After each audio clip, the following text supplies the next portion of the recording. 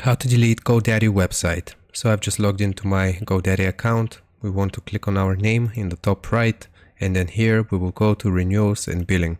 I'll explain why in a second. So here we want to find a subscription that says websites plus.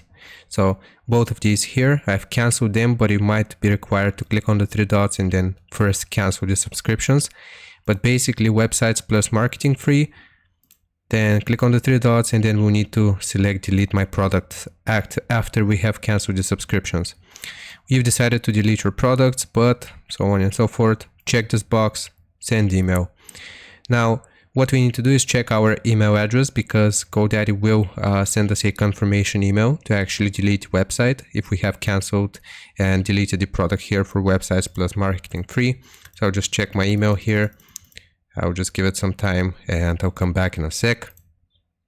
Okay, so after about 1 minute, I've received this email here. There's no undo button for this. And basically, if you click on yes, I want to delete, this will delete your GoDaddy website. I hope this helps you out. Leave a like and sub, and I'll see you next time.